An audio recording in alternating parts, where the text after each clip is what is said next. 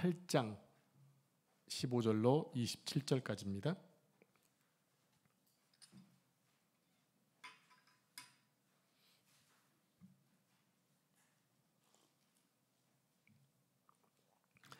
요한복음 18장 15절로 27절까지 말씀을 한 절씩 교독하겠습니다. 시몬 베드로와 또 다른 제자 한 사람이 예수를 따르니 이 제자는 대제사장과 아는 사람이라. 예수와 함께 대제사장의 집들에 들어가고 베드로는 문 밖에 서 있는지라. 대제사장을 아는 그 다른 제자가 나가서 문 지키는 여자에게 말하여 베드로를 데리고 들어오니 문 지키는 여종이 베드로에게 말하되 너도 이 사람의 제자 중 하나가 아니냐 하니 그가 말하되 나는 아니라 하고. 그때가 추운 고로종과 아랫 사람들이 불을 피우고 서서 쬐니 베드로도 함께 서서 쬐더라. 대제사장이 예수에게 그의 제자들과 그의 교훈에 대하여 물으니 예수께서 대답하실 때 내가 드러내놓고 세상에 말하였노라. 모든 유대인들이 모이는 회당과 성전에서 항상 가르쳤고 은밀하게는 아무것도 말하지 아니하였거늘 어찌하여 내게 묻느냐? 내가 무슨 말을 하였는지 들은 자들에게 물어보라. 그들이 내가 하던 말을 아느니라. 이 말씀을 하심에 곁에 섰던 아랫사람 하나가 손으로 예수를 쳐 이르되 내가 대제사장에게 이같이 대답하느냐 하니 예수께서 대답하시되 내가 말을 잘못하였으면 그 잘못한 것을 증언하라. 바른 말을 하였으면 내가 어찌 나를 치느냐 하시더라. 안나스가 예수를 결박한 그대로 대제사장 가야바에게 보내니라. 시몬 베드로가 서서 불을 쬐더니 사람들이 묻되 너도 그 제자 중 하나가 아니냐? 베드로가 부인하여 이르되 나는 아니라 하니 대제사장 종 하나는 베드로에게 길을 달린 사람의 친척이라 이르되 내가 그 사람과 함께 동산에 있는 것을 내가 보지 아니하였느냐. 같이 읽겠습니다. 이에 베드로가 또 부인하니 곧 닭이 울더라. 아멘. 이 말씀은 살아계신 하나님의 말씀입니다. 아멘. 설교 전에 까먹기 전에 먼저 광고 하나 하겠습니다. 기도 후에 나가실 때 그 맛있는 빵이 준비되어 있는데요. 제가 보고 왔거든요. 먹어보기 쉽지 않은 빵인 것 같습니다. 하나씩 꼭 받아가셔서 기도 열심히 하신 다음에 또 드시기 바랍니다. 받아가세요. 우리 이미정 집사님께서 준비해 주셨습니다. 감사합니다. 한 주간 동안 열심히 살아오셨죠? 네, 한 주간 열심히 살아주셔서 감사합니다. 오늘 우리 하나님께서 예배하신 여러분들에게 큰 은혜와 복을 주실 줄로 믿습니다. 자, 오늘 본문에 보면 병정들에게 잡혀가시는 예수님의 뒤를 두 사람이 따르고 있는 것을 볼 수 있습니다. 베드로와 또 한 명이 누군가요? 다른 제자, 바로 사도 요한입니다. 처음 하신 건 아니시죠? 또 다른 제자가 요한인 거를 처음 하신 건 아니시죠? 네. 요한은 대제사장과 아는 사이였기 때문에 대제사장의 집들 안까지 들어갈 수가 있었고 이후에 베드로도 데리고 들어가게 됩니다. 그때 문 지키던 여종이 베드로에게 묻습니다. 너도 이 사람의 제자 중 하나가 아니냐? 그때 베드로가 뭐라고 대답합니까? 겟세마네 동산에서 불의한 권세 앞에서도 내가 그니라고 한 증거하셨던 예수님과 오늘 17절에서 나는 아니라고 말하는 베드로의 모습이 극명하게 대비가 되고 있다는 겁니다. 자, 오늘 이 말씀을 여러분 들으시려면 내가 그 자리에 있다고 생각을 하셔야 돼요. 예수님 당신의 제자 스승이 잡혀가서 신문 받으러 가는 것을 본 제자는 못 본 척할 수는 없었습니다. 왜? 나의 스승이었기 때문에. 그런데 지금 자신이 예수님이 잡혀갔고 나도 잘못하게 되면 잡혀갈 수 있다는 그런 두려움이 임했을 때 나는 과연 그의 제자라고 얘기할 수 있을지, 내가 그 현장에 들어가 봐 있어야 오늘 베드로를 우리가 평가할 수 있는 것이고 또 비판할 수 있는 것이고 도전을 받을 수가 있다는 겁니다. 베드로는 예수님을 따르던 제자들 중에서도 가장 많이 알려진 인물이었습니다. 베드로는 다른 사람은 어떨지 몰라도 자신만큼은 어떤 상황에서도 끝까지 예수님과 함께 하겠다고 호기롭게 대답했던 사람입니다. 그러나 정작 위기의 순간에 빠져서 그 순간에 두려움에 빠지게 되자 예수님을 외면하고 부인하게 됩니다. 나는 아니야. 나는 그 중에 제자가 아니고 나는 그 사람을 몰라. 예수님을 향한 충정의 마음을 가지고 있었던 베드로는 자기의 목숨을 다해 예수님을 따를 것이라고 호언장담합니다. 그의 고백은 분명 그때는 진실이었을 겁니다. 그렇게 믿고 싶습니다. 그러나 그런 확신에 찬 결단도 위기가 닥치게 되자 아무런 힘을 발휘하지 못하고 있다는 겁니다. 베드로는 예수님이 붙잡히신 상황에서 두려움에 사로잡히고 말았지요. 그의 마음을 가득 메운 두려움이 결국 예수님을 외면하게 했던 것이고 확신 있게 외쳤던 자신의 결단을 부인하게 만들어 버립니다. 여러분, 우리도 평상시에는 베드로처럼 믿음의 고백을 주님께 드릴 수 있습니다. 아니, 그렇게 매번 주님을 사랑한다고 말하고 있습니다. 오늘 찬양에도 여러분 그런 고백을 했습니다. 그것이 예배를 통해서 받은 감격에 반응을 하거나 또 개인의 삶 속에서 경험한 은혜에 응답하는 것일 수도 있다고 생각을 합니다. 그러나 주님은 우리의 고백이 참된 것인지 우리의 삶의 현장에서 구체적으로 확인하기를 원하신다고 하는 거예요. 우리가 살다 보면 주님을 위해 손해를 볼 수 있죠. 또 비난을 받을 수도 있습니다. 세상 사람들은 교회에 대해서 또 그리스도인에 대해서 결코 호의적이지 않습니다. 어떤 건수만 한번 잡혀보십시오. 난리가 납니다. 오히려 그들은 그리스도인들을 비난하고 흠을 잡으며 적대하기에 힘을 씁니다. 우리가 이런 것들이 두려워서 그들에게 제자의 신분을 감추고 산다면 주님을 부인한 베드로와 다를 바가 없다는 겁니다. 즉 간단히 다시 정리하자면 내 삶 속에서 나의 삶의 현장에서 내가 머물러 있는 직장과 학교와 학원에서 나는 그리스도인입니다라고 얘기할 수 있는 그런 사람으로 살아내야 한다는 거죠.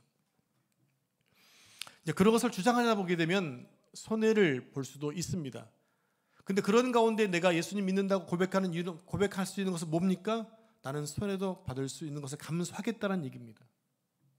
우리가 보통 그렇게 얘기하지 못하는 이유가 어디 있냐면 혹시나 손해 볼까 봐, 혹시나 왕따를 당할까 봐 그런 경우들이 있습니다. 여러분, 그것은 무엇일까요? 예수님을 안 믿는 건 아니에요. 믿긴 믿지만 현실의 삶 가운데서 그렇게 누군가에게 어려움 당하는 것을 싫기 때문에 그 순간만 이렇게 피해가 보고 싶은 거예요. 그 순간만 피해지면 만사 형통할 것 같은 느낌이 들지요? 아니요. 어떻게 보면 내가 나의 삶을, 나는 예수님을 믿는 사람이라고 계속 주장하며 사는 것이 어려울 수도 있을 것입니다. 근데 그 반대가 될 수도 있어요. 처음부터 나의 정체성을 정확하게 증명해낸다면 도리어 사람들이 나의 행동을 통해서 참다운 그리스도인으로 인정해 줄 수도 있다는 거예요. 제가 고등학교 1학년 때 얘기입니다. 제가 고등학교 1학년 때 학생회장이 됐는데 그 당시 동구 여상을 다녔던 같은 학년에 저는 인문계였고 그 여자애는 서기였는데 동구 여상을 다녔어요. 동구 여상이 주야관이 있었거든요. 주간을 다녔는데 선생님이 꼭 주일날 아침에 학교를 오랬다는 거예요. 저한테 와서 고민을 해요. 성우가 학교 선생님이 주일날 오라는 걸 어떻게 하더니 제가 그냥 그때 믿음으로 선포했습니다. 가지 마. 내가 책임질게. 는 아니었고요. 가지 마. 우리가 하는 게 예배하는 게 가장 맞는데 지금 선생님이 너 오라는 것은 이것은 아닌 것 같아. 한번 결단 한번 해볼래? 하고 해서 결단하고 학교를 안 갔어요. 주일날. 어떤 결과가 있었을까요? 저는 토요일날 또 학생 예배 드렸거든요. 오전에 그러는 거예요. 야, 내가 학교 안 갔는데 선생님이 아무런 얘기 안 하더라. 월요일날 갈 때 얼마나 두려웠겠습니까? 선생님 말씀에 거역해서 주일 학교를 안 갔는데 믿음으로 안 간 건데 안 갔더니 아무런 얘기가 없더라는 거예요. 그래서 그는 주일날 교회를 안 가고 교회를 와서 예배를 드렸습니다. 만약에 그때 갔으면 계속 그런 일이 생겨나게 되는 거죠.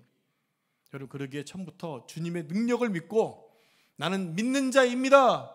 나는 주의를 지켜야 되고 나는 이러이러를 하지 않겠습니다라고 선포해 나가게 되면 그 나머지 누가 책임지신다? 그런 믿음이 있어야 한다는 거예요. 그게 주의 통치를 따르는 자들의 모습인 거예요. 아멘이십니까? 어중간하니까 자꾸 그런 모델들이 생겨난 거예요. 야, 어떤 교회, 우리 교회 장로님인데 회식 나가면 술 먹어. 너도 어때? 먹어. 괜찮아. 얘기하거든요. 그분이 못 살아낸 거예요. 그러니까 말단 직원이 힘들어지는 거예요. 그런 경우들이 얼마나 많이 있습니까? 그죠? 있죠. 그래서 우리는 그런 분위기를 새롭게 바꿔놓을 수 있는 용기가 필요해요. 누구를 믿고? 예수님의 능력을 믿고 가는 게 필요하죠. 그렇게 능력을 우리가 못 밝히니까 도리어 끌려가게 되어지는 거예요. 비록 예수쟁이라고 하는 말을 듣더라도 내가 그것의 정체성을 가지고 그리스도의 제자로 살아낸다면 도리어 세상이 우리를 두려워할 수밖에 없는 거예요. 왜요? 주님이 커버해 주시기 때문에. 그걸 못 믿기 때문에 두려워하는 거예요. 주님께서 성교 역사 가운데 믿음으로 고백했던 사람들의 삶을 책임져 준다는 것을 모르기 때문이 아니라 믿지 못하기 때문에 두려워한다고요. 여러분, 세상을 두려워하는 것이 아니라 하나님을 두려워할 수 있기 바랍니다. 제가 대학교 1학년, 2학년 때는 군대 집체훈련이 있었어요. 집체훈련. 아마 저는 연배가 비슷하신 분은 아마 아실 거예요. 1학년 때 들어가서 일주일 동안 군사체험해야 되고, 또 2학년 때는 전방 가서 또 이렇게 또 야간 근무 쓰고 이런 것이 있으면요, 2주 갔다 왔는데 군대 90일 혜택을 받았어요. 엄청난, 3달이면 어마어마한 혜택이거든요. 그때가 이제는 후방 쪽에 가서 근무할 때였는데 이 사격이 너무 안 되는 거예요. 사격이. 그래서 사격은 저에게 큰 트라우마였어요. 근데 입대를 한 겁니다.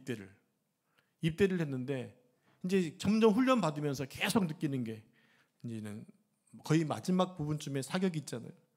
사격이 다가올수록 마음속에 계속 부담감이 드는데 앞에 강단에 딱 써 있는 게 뭐냐면 이런 말씀이 써 있었어요. 너희 몸을 괴롭히는 사람을 두려워하지 말고 내 영혼을 음부에 떨어뜨리는 하나님을 두려워하라. 우리를 괴롭히는 게 누굽니까? 조교들이에요. 조교들이 훈련되면 괴롭히잖아요. 근데 그들보다 더 크게 영혼을 만지시는 하나님을 내가 믿으니까 두려움 없이 모든 과정들을 마치고 제가 지금 여기 와 있다는 얘기입니다. 여러분, 그런 두려움들은요, 신기하게 두려움에 빠지게 되면 나를 사랑하시는 그 하나님의 능력을 까먹을 때가 있다는 거예요. 베드로가 지금 왜 예수님을 부인합니까? 주님의 능력을 잊어버렸기 때문에 그러는 거예요. 여러분들은 왜 예수님 믿는 것을 두려워하나요? 혹시나 손해보지 않을까 해서, 어떤 피해를 입지 않을까 해서. 여러분, 주님이 책임져 준다는 사실을 여러분 믿으시기 바랍니다. 그게 믿음의 고백이 되는 거예요. 여러분, 그리고 예수님 때문에 내가 좀 고난받는 게 대단한 거 아닙니까? 내가 뭔데 거룩하신 그 예수님을 위해서 내가 핍박받는 게 감격스럽지 않습니까? 여러분, 그런 마음으로 좀 마음을 좀 바꿨으면 좋겠다는 얘기입니다. 우리는 적대적인 사람들 앞에서도 그리스도의 제자답게 살아내야 되는 거예요. 우리가 사람들 앞에서 예수님을 당당하게 시인하면 예수님도 하나님 앞에서 우리를 시인하실 것이라고 말씀하셨거든요. 감사하게도 우리 주님은 자신의 목숨이 두려워 주님을 부인하는 그런 베드로를 구원하시기 위해 죽기까지 순종해 내셨다고 하는 거죠. 자, 베드로가 옆에서 불을 쬐는 동안 대제사장은 예수님을 신문합니다. 근데 이 재판은 어차피 결과를 정해놓고 하는 형식적인 신문이었어요. 여러분, 우리가 알지만 불의한 정권에서는 답을 정해놓고 재판하지 않습니까? 근데 형식적으로 요식행위로 하는 거예요. 이미 얘가 죄를 안 졌어도 얘를 죄인으로 만들어놔야 되는 거예요.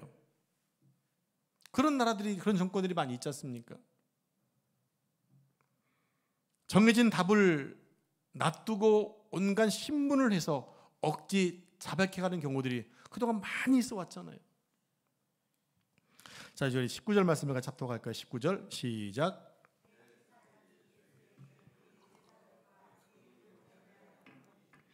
자, 지금 대제사장은 진짜 주님의 가르침에 관심이 있어서 묻는 게 아니죠. 그래서 예수님은 대답하기를 내가 다 드러내놓고 감춘 적이 없는데 굳이 왜 묻느냐 하시면서 그 가르침을 들은 자들에게 물어보라고 말합니다. 이미 내 말을 들은 자가 많이 있으니까 그들에게 한번 물어봐라 얘기하시는 거죠. 이는 예수님의 교훈의 이단성과 폭력성을 찾아서 예수님을 정죄하려고 하는 종교 지도자들의 의도에 대답할 가치를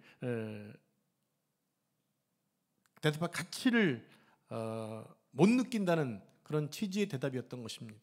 굳이 대답할 필요가 없다는 거예요. 예수님에 대한 유대 종교 지도자들의 신문과 재판은 사실을 규명하기보다는 십자가 처형이라는 결론을 미리 정해놓고 지금 짜맞춰 가고 있는 거예요. 예수님은 그러한 사실을 알고 계셨기 때문에 어떠한 변명도 하지 않으시죠. 그래서 말씀하시면 너희가 하고자 하는 일을 속히 해라 라고 말하고 있는 거예요. 그리고 재판에 임하십니다. 주님은 모든 것이 하나님의 뜻 안에서 계획되었고 그러한 과정을 통해 인류를 향한 하나님의 구속의 뜻이 성취되리라는 사실을 아셨기 때문에 순종하고 계시는 것입니다. 그래서 예수님은 자신을 죽이려는 자들을 두려워하지 않으셨지요. 하나님의 뜻대로 십자가의 고난을 당하고 부활하심으로 많은 사람의 영혼을 구원하실 것을 그것만을 생각하고 계셨기 때문입니다. 성도들도 진리 가운데 행하다가 세상에서 어떤 어려움을 당하더라도 오직 주님만을 생각하면서 담대하게 살아낼 수 있어야 한다는 거죠. 자, 22절에 보니까 옆에 있던 대제사장 중 하나가 대제사장에게 그게 무슨 대답이냐? 라고 권위적인 얘기를 합니다. 불의한 권세와 폭력이 의로우신 예수님을 심판하고 박해하고 있는 것입니다. 주님은 실제로 죄가 없으셨고 또 변명하거나 싸우실 수도 있었지만 그것을 그대로 당해주고 계십니다. 당해주고 계세요. 그러나 마침내 주님께서는 부활하시고 그들의 권세가 불의한 것임을 당신의 삶을 통해서 하나님의 뜻이 성취된 이후의 모든 것들을 확증해 보여주셨다고 하는 겁니다. 하나님의 영원한 하나님의 의를 성취하셨다고 하는 거예요. 그게 하나님의 공의입니다. 주님은 23절에서 그들에게 이렇게 말씀하시죠. 우리 23절 말씀을 같이 합독하겠습니다. 시작. 내가 말을 잘못하였으면 그 잘못한 것을 증언하라. 바른 말을 하였으면 내가 어찌하여 나를 치느냐. 자, 이 말씀은 재판의 성격을 잘 보여주죠. 주님이 아무리 옳은 말씀을 하셔도 그들은 주님을 이미 죄인으로 정해놨어요. 그래서 안나스는 더 이상 예수님을 신문하지 않고 그의 사이인 가야바에게 보내게 됩니다. 여러분, 결국 성경이 말하는 죄가 뭡니까? 성경은 죄를 어떻게 지적하고 있나요? 하나님보다 더 의로운 것, 하나님을 무시하고 스스로 주인과 심판자가 되는 것, 바로 교만의 죄를 가장 싫어하십니다. 여러분, 우리 인생의 주인은 누구인가요? 한번 정확하게 대답해 보시기 바랍니다. 여러분의 주인은 누구입니까?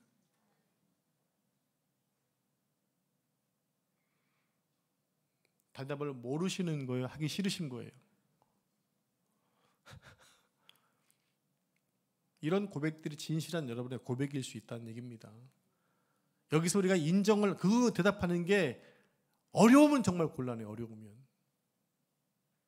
그 대답은 쉽게 할 수 있어야 됩니다. 그게 현재 내 믿음이니까. 그런데 아직도 고민하고 있다? 뭐 고민해야죠. 고민해서 정답을 찾으면 다행이니까. 여러분, 우리 인생의 주인은 하나님이시잖아요. 하나님이 우리의 주인이세요. 그런데 이 세상은요, 우리가 주인이라고 말해요. 네가 네 삶의 주인이야. 그러니까 네가 좋아하는 거 마음껏 해. 네 마음대로 즐겨. 네 인생 네 거니까. 여러분, 들으면 얼마나 희망적입니까? 우리 아이들이 들으면 너무 좋아할 얘기 아니에요? 근데 그게 인본주의라는 얘기입니다. 우리는 하나님의 창조물로 하나님의 것인데 하나님의 것이니까 마치 속박처럼 보여지지만 그게 안전한 거거든요. 근데 우리는 그것을 부담으로 아는 거예요. 부담으로. 그에게 속박되어 있다고 느끼는 거죠. 여러분, 어린 자녀들이 부모님의 것이라는 게 이게 속박되는 겁니까? 부모님 안에 있어야 가장 안전한 거잖아요. 은지야, 엄마 아빠 있는 게 제일 안전하고 행복하지? 그런 거예요, 그런 거. 근데 사춘기가 되기 시작을 하면 이제 슬슬 이탈하고 싶지요. 그때부터는 사서 고생하는 거예요. 자, 25절에 보니까 주님이 심판을 당하시는 동안 베드로는 계속 불을 쬐고 있습니다. 그때 사람들이 또 묻습니다. 베드로는 재차 부인합니다. 뭐라고 합니까? 나는 아니다. 예수님은 내가 그다라고 얘기하셨어요. 그런데 지금 베드로는 나는 아니야. 여러분, 예수님은 불의한 재판을 받으시면서도 여전히 당당하시고 의로우셨습니다. 그러나 베드로는 따뜻하게 불을 쬐고 있으면서도 단순히 사실관계를 묻는 그 질문에 두려운 나머지 거짓말로 주님을 부인합니다. 차라리 다른 제자들처럼 멀리 도망갔다고 한다면 그렇게 쪽팔리진 않았을 텐데, 그래도 수제자라고 예수님이 걱정돼서 따져왔다가 예수님이 부인하게 되는 자리에 처해 있었으니 얼마나 안타깝습니까? 생각지도 못했던 사람들이 자신을 알아보고 예수님과의 관계를 묻게 되자 두려움에 빠져 예수님을 부인하게 됩니다. 여러분, 우리도요, 불의한 세상에서 결국 이런 질문을 받게 될 겁니다. 당신도 예수님의 제자입니까? 당신은 그리스도인입니까? 이때 우리가 어떻게 대답을 해야 될까요? 여러분은 그때 어떻게 대답을 하시겠습니까? 이 시간에 그 속으로 한번 진심을 다해서 한번 고백해 보시기 바랍니다. 네, 저는 예수 그리스도의 제자입니다. 네, 저는 목회자입니다. 저는 그리스도인입니다. 이렇게 대답할 수 있어야 한다는 거예요. 그것이 아주 자연스럽게 나올 수 있어야 됩니다. 전혀 부끄러워서는 안 됩니다. 자랑하면서 얘기하셔야 됩니다. 나는 그리스도인입니다. 나는 예수님의 제자입니다. 그렇게 고백하는 자가 하나님의 통치 아래 있는 자입니다.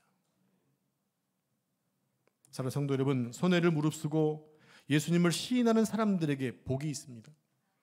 예수님을 시인하면 시인할수록 하나님의 나라가 그들의 것이 되기 때문에 그러는 거예요.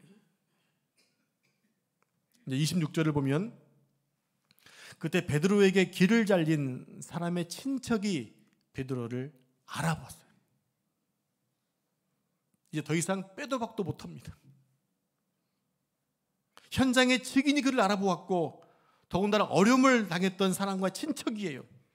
그런 베드로에게 대한 원한이 있었을지도 몰라요. 정확하게 알아본 거예요. 네가 내 사촌의 내 친척의 길을 잘랐잖아. 어떻게 얘기할 거예요? 정확한 증거 증명인데. 근데 베드로는 또 부인합니다. 언제까지 갑니까? 갈 때까지 가는 거예요. 이 부분을 마태복음에서 보면 이렇게 말합니다. 저주하며 부인했다 그럽니다. 저주하며 부인했다. 세상에서도 그런 모습을 흔히 발견할 수 있지 않습니까?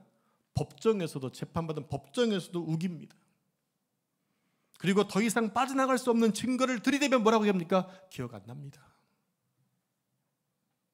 얼마나 너무 자주 보는 거 아닙니까?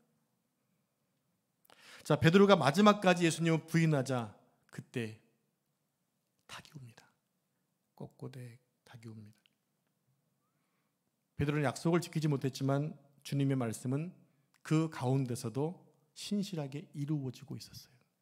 주님 뭐라고 말씀하셨나요? 나는 죽기까지 주님을 따르겠습니다 했을 때 네가 닭 울기 전에 나를 3번 부인할 거야 말씀하셨거든요. 그 말씀이 몇 시간 지나지 나서 지금 성취되고 있다는 거예요. 무엇입니까? 주의 말씀이 선포된 것은 반드시 이루어진다라고 하는 약속의 말씀을 볼 수가 있는 거죠. 그래서 베드로는 그때 그 말씀이 떠오른 거예요. 아마 그 말을 듣고 싶지 않았을 텐데 그 말씀이 떠오른 거예요. 밖에 나가서 심히 통곡하며 울었다고 얘기합니다. 여러분, 다윗과 요나단 CCM 가수들 아시죠? 그 김석균 씨가 작사한 것을 이렇게 부릅니다. 새벽 닭울 때 난 괴로웠어. 풍랑이 일면 난 무서웠어. 하지만 이제 두렵지 않아. 이 세상 끝까지 주님을 위하여 죽을 텐데. 그래서 유럽에 가면 그 십자가 대신에 이 새벽닭이 붙어 있는 교회도 있다고 얘기합니다. 베드로의 통곡과 베드로의 실패담을 기억하기 위해서 이렇게 상징적으로 드러나는 거죠. 사랑하는 성도 여러분, 사람의 공의와 의로는요 구원을 받을 수 없습니다. 그러나 주님이 말씀하신 대로 주님의 뜻대로 우리를 구원해 주셨어요. 신실하신 주님은 당신의 약속하신 대로 우리의 구원이 되어 주셨다는 것입니다. 그러므로 여러분 담대하시기 바랍니다. 이 땅에서 예수님의 제자로 사는 것을 절대로 두려워하지 마시기 바랍니다. 이 땅에서 그리스도인으로 당당히 소리치며 여러분 사시기 바랍니다. 어디 있든지 간에 나는 그리스도인입니다. 나는 그리스도인이기 때문에 세상에 가는 방법대로 살지 않겠습니다라고 고백하고 살 수 있는 여러분 삶 되기를 축복합니다. 그게 하나님의 통치를 따르는 자들의 모습이고 그런 영향력을 통해서 세상이 변화되어져 가게 된다는 거예요. 여러분 세상이 어둡다고 여러분도 한숨만 쉬고 비판할 것이 아니라 내가 그곳에 들어가서 빛을 발하는 자로 살아낼 때 여러분 소망이 있는 게 아닐까요? 그게 주의 통치가 확장되는 것입니다. 기도하겠습니다. 하나님 감사합니다. 오늘 베드로의 실패담을 보면서 우리 또한 동일하게 예수님을 하나님 말씀을 믿지 못하고 하나님을 믿지 못하면 그렇게 두려워하고 부인할 수밖에 없음을 깨닫게 됩니다. 하나님 바라옵기는 우리에게 믿음을 주시고 주의 말씀에 확실하게 세워져서 우리가 그리스도인임을 증거하도록 도와주시옵소서. 세상에서 어려움을 당하고 혹시나 손해를 본다 하더라도 주님을 믿고 주님 의지하는 가운데 내가 주님을 자랑할 수 있는 삶 될 수 있도록 축복해 주옵소서. 주님의 제자임을 당당히 밝히며 살 수 있도록 도와주옵소서. 주님을 믿음으로 인하여 두려움 없이 살 수 있도록 축복해 주옵소서. 이 모든 말씀을 존귀하신 예수님의 이름으로 기도합니다. 아멘.